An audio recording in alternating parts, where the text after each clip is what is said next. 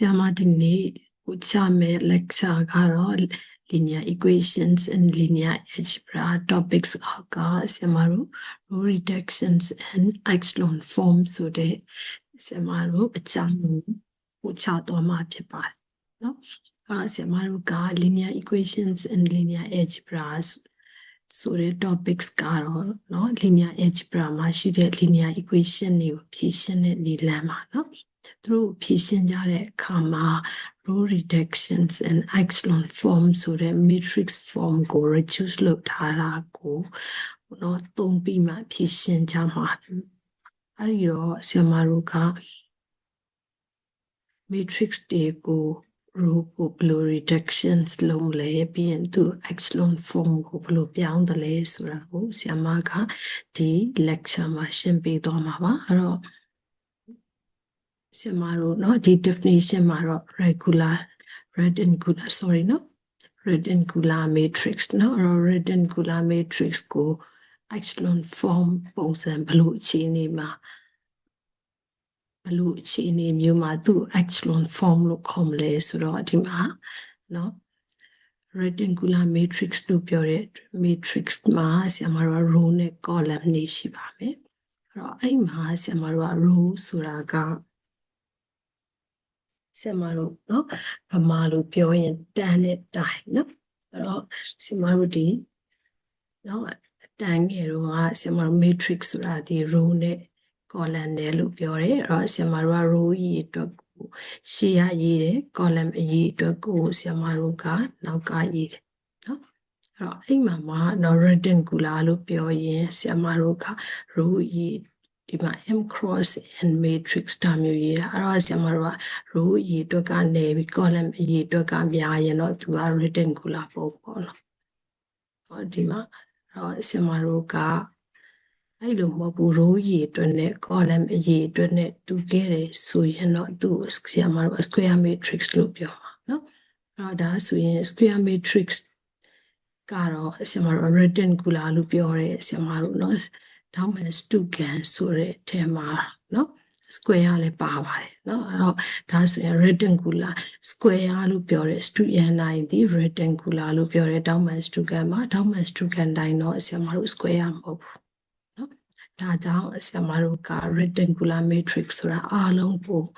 ကဘာဖြစ်သွားပြောတာပါအဲ့တော့ rectangular matrix ကเนาะ echelon form ပုံစံဖြစ်ဖို့အတွက်ဆိုရင်ဒီ properties 3ခုပြည့်လည်ခဲ့ရင်သူဒီ echelon form လို့ပြောတယ်ဒါဆိုရင်အဲ့ဒီ properties 3ခုကပါလေเนาะအဲ့တော့သူက row တွေ column တွေနဲ့တိဆောက်ထားတဲ့ matrix တွေဖြစ်တဲ့အတွက်เนาะသူ့ရဲ့ row တွေတည်တဲ့ဆရာမတို့က0မဟုတ်တဲ့ row တည်0ကျဲဖြစ်နေတဲ့ row ရဲ့အပေါ်မှာအများတန်းရှိရမယ်เนาะနောက်တစ်ခုကကြတော့ဆရာမတို့က leading entry row ရဲ့ leading entry လို့ပြောရင်ဆရာမတို့ကတိုင်နဲ့တန်းနဲ့သူ့ပြောလေးရှိတယ်အဲ့တော့ဆရာမတို့ကနော် leading row ခုရဲ့ leading entry လို့ပြောရင်အဲ့ဒီနောက်ထပ် leading entry ဒီဆရာမတို့ကအဲ့ဒီ row ရဲ့အောက်မှာရှိပြီပါနောက်တစ်ခုကဆရာမတို့ဘာလဲဆိုတော့ဆရာမတို့ဒီပုံမှာရှင်းရတော့ပို့ပြီးပြန်သားပါပြီနော်ဒီမှာ row တစ်ခုရဲ့ leading entry နော်အဲ့တော့သူက leading entry ပြန်နောက်ထပ် leading entry ဒီနော်သူဒီ row ရဲ့အောက်မှာပဲရှိရမယ်ပြီးရင်သူ့ရဲ့ left side မှာရှိရမယ်เนาะအဲ့တော့ဒါဆိုရင်သူ့ရဲ့ဒီဟာ leading entry ဖြစ်တယ်ဆိုရင်တော့သူ့ရဲ့အောက်မှာဆရာမတို့ကเนาะအောက်မှာရှိသော row မှာဖြစ်ရမှာဖြစ်တယ်သူ့ရဲ့လက်ရာဘက်မှာပဲရှိတဲ့နေရာမှာနောက်ထပ် leading entry ရှိရမယ်เนาะဒါကိုဆရာမတို့က leading entry လို့ပြောမယ်အဲ့တော့အဲ့ဒီ leading entry တွေဒီဆရာမတို့ကအဲ့ဒီ leading entry ရဲ့အောက်မှာရှိနေသော entries တွေအားလုံးက0ဖြစ်ရမယ်เนาะ echelon form ဆိုရင်ဒါဆိုရင်ဆရာမတို့ပြောချင်တာကပါလဲဆိုတဲ့အခါကျတော့เนาะ0ဖြစ်တဲ့ row ရဲ့အပေါ်မှာ non 0 row ရှိတယ်ဒါမှမဟုတ်တနည်းအားဖြင့် non 0 row တွေရဲ့အောက်မှာ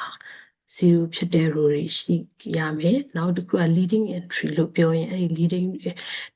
leading entry တစ်ခုလို့ပြောခဲ့ရင်အဲ့ဒီ leading entry ရဲ့နောက်ထပ် leading entry ဒီသူ သူ့ရိုးရဲ့အောက်မှာတနည်းအားဖြင့်သူ့ရဲ့လက်ရာဘက်မှာပဲရှိတဲ့เนาะဒါဆိုရင်ဒါက leading entry လို့ပြောရင်နောက်ထပ် leading entry သူ့ရဲ့အောက်မှာပဲရှိရမယ်ပြီးရင်သူ့ရဲ့လက်ရာမှာပဲရှိရမယ်ဆရာမတို့လက်ဝဲမှာရှိလို့မရဘူးเนาะအဲ့ဒီပုံစံနဲ့ဒါဆိုရင်ဆရာမဒီ example 1မှာဆိုရင်ဒီတန်ဖိုးတွေအားလုံးဒီဆရာမတို့ကပါလဲဆိုတော့ဒီပုံသဏ္ဍာန်နဲ့ဖြစ်နေသော matrix တွေကိုဆရာမတို့က echelon form လို့ပြောတယ်ဆရာမပြောဖို့တခုကြံနေတာ leading entry တွေဒီဆရာမတို့0ဖြစ်လို့မရဘူးเนาะသူ့ကို0မဟုတ်တဲ့တန်ဖိုးနဲ့အများနဲ့ဆရာမတို့ပြရမယ်အဲ့တော့ leading entry ဖြစ်ချင်နောက်တစ်ခုကကြတော့ဆရာမတို့ reduce echelon form လို့ပြောပထမတစ်ခုကတော့ echelon form အဲ့တော့ဒီမှာဖော်ပြထားတာတွေက echelon form တွေနောက်တစ်ခုက reduce echelon form ဆိုရင်တော့ဆရာမတို့ကအဲ့ဒီ leading entry 0ဒါဆရာမခုနကပြောခဲ့တဲ့ leading entry ဒီ0ဖြစ်လို့မရဘူးလို့ပဲပြောတယ်နော် reduce echelon form မှာတော့leading entry ဒီ0လည်းမဖြစ်ရဘူးသူဒီ1ကိုဖြစ်ရမယ်နော်အဲ့ပြီးလို့ရှိရင်အဲ့ဒီ1ရဲ့အောက်မှာရှိတော့ဆရာမတို့ entries အားလုံးဒီဆရာမတို့0ဖြစ်ရမယ်အဲ့လိုပုံစံနဲ့တိစောက်ထားတဲ့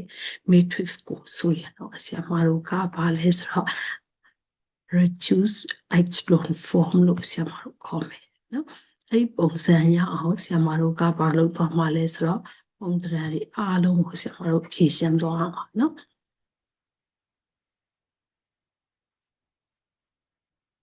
ဒါဆိုရင်ဆရာမကနော် matrix တွေကိုနော်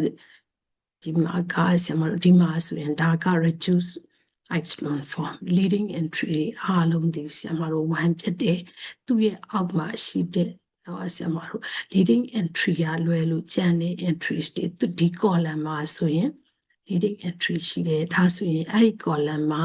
leading entry ရလွယ်လို့ကျန်တဲ့ entry ရ0နော်ရှေ့မှာကဆရာမတို့ခုနပြောခဲ့တဲ့ဆရာမပြောတဲ့အခါမှာနည်းနည်းလိုသွားတယ်အဲ့ဒါတော့ဒါက leading entry ဆိုရင်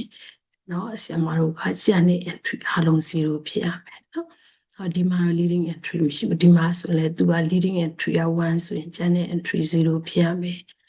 ဆရာမတို့သူကleading entry ကဆရာမတို့1ဆိုရင်ကျန်တဲ့ entries တွေဒီဆရာမတို့0ဖြစ်ရမယ်အဲ့လိုပုံစံနဲ့ရှိခဲ့သူ reduce row echelon form လို့ဆရာမတို့ခေါ်မယ်နော်အဲ့ပုံစံရအောင်ဆရာမတို့ပေးထားတဲ့ linear equation ကို matrix ပုံစံပြင်မယ်ပြင်ပြီးမှအဲ့ဒီ matrix ကနေပြီးမှခုနဆရာမတို့ echelon form အထိရအောင်ဆရာမတို့တွက်ပေးပါနော်